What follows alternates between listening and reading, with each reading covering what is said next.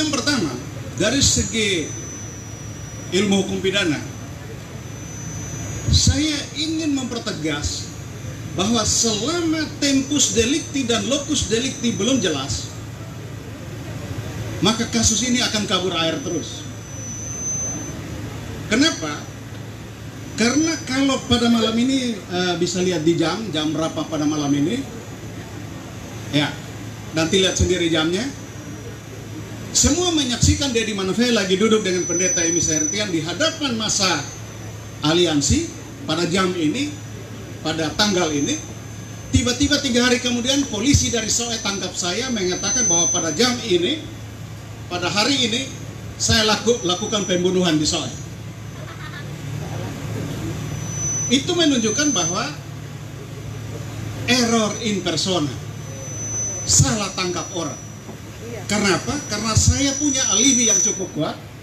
Bisa lihat di video, kan sekarang lagi online ya. Ini sekedar ilustrasi, karena saya tidak mau kalah dengan yang tadi BH dan tas. Sudah malam, jadi jangan tegang-tegang lah begitu. Kenapa? Karena kalau tempus deliktinya jam 2 subuh tanggal 28, kemudian berubah menjadi tanggal 27 jam 10 malam ataupun pagi, maka ada sejumlah pelaku yang sebenarnya ya, yang diungkap tadi bisa saja punya alibi kesaksian bantahan bahwa pada jam itu saya ada di tempat lain, saya ada ini dan ada berkomunikasi dengan si A, si B. Rekam jejak saya ada di sana. Persis seperti saya kalau tiba-tiba polisi TTS tangkap saya, sekarang saya ada di sini begitu. Kalau 3 hari kemudian saya ditangkap, bisa dipahami ya? Ini ya, kalau sudah tidak paham lagi nanti saya pakai bahasa yang lebih sederhana lagi. Karena kalau bahasa yang terlalu ilmiah nanti tidak paham-paham begitu. Ini paling sederhana sudah. Jadi itu tempus dan locus delicti. Tempusnya jam tidak jelas, hari tidak jelas. Locus delictinya pun juga belum jelas.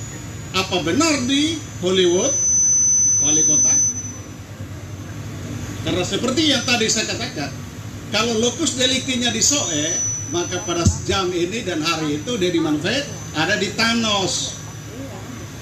Itu poin pertama yang ingin saya sampaikan. Sehingga kerja dari penyidik dengan bukti-bukti yang ada, mestinya dengan fakta-fakta yang ada harus memperjelas tempus delicti dan locus delicti. Itu hal yang pertama yang ingin saya jelaskan secara clear ya. Hal yang kedua yaitu terkait dengan konstruksi yang kali lalu juga saya sudah jelaskan secara panjang lebar di Aston. Harus bekerja berdasarkan bukti. Berkali-kali Kabid Humas mengatakan bahwa kalau masyarakat punya fakta dan bukti, lapor, sampaikan. Dan itu dijamin di dalam KUHP maupun Undang-Undang Keterbukaan Informasi Publik. Ada banyak lah gitu ya. Pasal-pasal banyak, nanti panjang itu.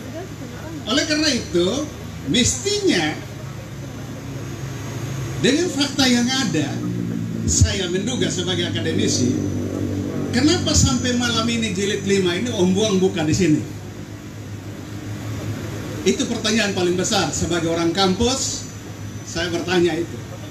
Berarti sebelum ini Om Buang sudah menyerahkannya secara resmi kepada aparat. Tetapi tidak ditindaklanjuti. Mungkin karena dari lantai 1 ke lantai 2 itu butuh 3 tahun barangkali.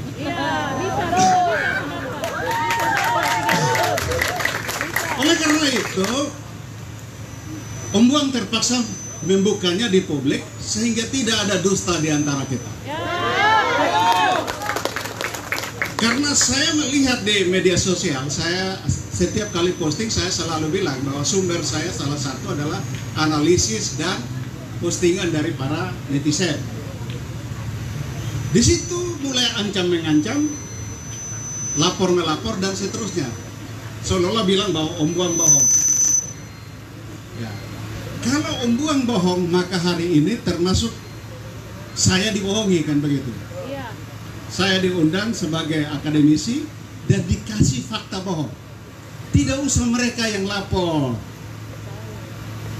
Kalau Om Buang bohong, besok kalau fakta ini diungkap oleh penyidik polisi dan ternyata bohong, Dedi Manove hari ini tanda jam berapa? Ini majelis sinode gemit yang ngomong, bukan sekedar saya lapor dia pertama. Kalau dia bohong, kita dari sahabat dan saya menjadi lawan. Orang pertama yang akan lapor. Jadi tidak usah yang lain ancam-ancam lah. Karena ini saya diundang secara resmi untuk membahas fakta yang ternyata bohong. Tetapi kalau fakta ini benar, maka saya pertama yang akan mengawal ini. Hanya sayangnya karena saya Manove tidak bisa jadi saksi ahli. Karena undang-undang melarang itu, Bapak saya. Jadi dosa untuk maaf adik-adik semua. Nanti hakim tanya, lu kenal? Oh kenal, pasti kenal. Lu ada hubungan saudara? Iya hubungan saudara. Ya Pak Kuat melarang. Kan saya tidak bisa menyangkal. Apakah saya harus bilang bahwa Manove di rote banyak dan kita bukan bersaudara? Tuhan bilang saya berdosa. Tidak bisa. Tetapi secara jujur saya katakan bahwa fakta yang disampaikan ini di forum ini adalah fakta yang bermartabat. Tidak mungkin Om Buang berani menipu kita semua. Tidak mungkin. Oleh karena itu, fakta ini harus ditindaklanjuti. Harus ditindaklanjuti. Dan kita menunggu. Aliansi pasti akan menyerahkan secara resmi juga ya. Ya, ketua panitia akan serahkan secara resmi ke Polda, sehingga kita kawal sampai sejauh mana fakta ini ditindaklanjuti. Itu yang pertama. Yang kedua, karena kewenangan perkara ini sudah yang ketiga, karena kewenangan perkara ini sudah ada di tangan jaksa, maka saya berharap selain petunjuk yang sudah disampaikan dan kemudian berujung pada lie detector itu, yang mudah-mudahan hasilnya jangan lie juga. Iya. Jangan sampai lie detector menghasilkan lie juga. Iya. Karena itu saya sudah analisis di postingan saya. Ya. Logikanya begini teman-teman sekalian, Bapak Mama. Kalau saksi semua berbohong terus penyidik mau bikin apa? Bahwa hasil print out daripada lie detector itu akan menjadi alat bukti baru surat dan orang yang melakukan pemeriksaan itu bisa menjadi saksi ahli. Tetapi isi substansi daripada kesaksiannya kalau bohong terus, lantas yang benarnya yang mana? Itu jadi soal. Berarti hanya kita berpatokan hanya pada satu alat bukti substantif, yaitu otopsi. Dan kalau hanya satu alat bukti substantif, maka siapapun yang terdakwa yang dibawa ke pengadilan, saya jamin kalau hakim betul-betul tegak lurus pada aturan, maka terdakwa yang dibawa dengan dakwaan hanya dengan didukung satu alat bukti saja yang valid, yang sah, maka dia akan lepas dari tuntutan. Itu teorinya ya. Nah, jadi jangan bilang bahwa oh teori nanti prakteknya berbeda. Nah, salah bos. Minta maaf karena itu jangan menjadi alasan pembenar. Kalau teori yang nanti yang ilmu yang lain boleh begitu. Tetapi kalau ilmu hukum, hukumnya pasti pasalnya bilang apa, unsur deliknya bilang apa, maka kebutuhan pembuktian terhadap unsur deliknya itu kita tahu. Sehingga kalau pembuktiannya tidak sesuai dengan unsur delik, kita bisa memprediksi bahwa pasal yang dikenakan itu tidak akan terbukti. Itu pasti. Jangan kerut-kerut daya. Kita optimis. Kita optimis bahwa dengan fakta baru yang disampaikan oleh Om Buang, ini akan membuka tabir yang selama ini masih tertutup. Tetapi saya percaya, sekali lagi ya, saya percaya sebagai hamba Tuhan, saya masih percaya. Ketika kemarin saya sampaikan di Aston, saya bilang apa? Saya bisa memahami kesulitan teman-teman penyidik. Saya bisa memahami. Oleh karena itu, mudah-mudahan dengan fakta ini bisa menolong teman-teman penyidik untuk bisa membuka tabir yang masih terselubung itu. Kita doakan mereka supaya ada hikmat Tuhan bagi mereka.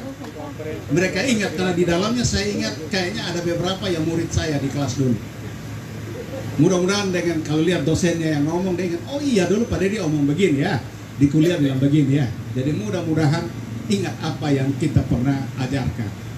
Termasuk yang berkelahi dengan Om Buang itu murid saya. Nah, jadi itu murid saya, itu salam untuk dia. Saya kira itu pemanasan dulu. Ya, karena ini diskusi publik. Ada sesi ini kan? Nah, jadi biar nanti dialog lebih baik. Terima kasih. Terima kasih untuk pemaparan dari Pak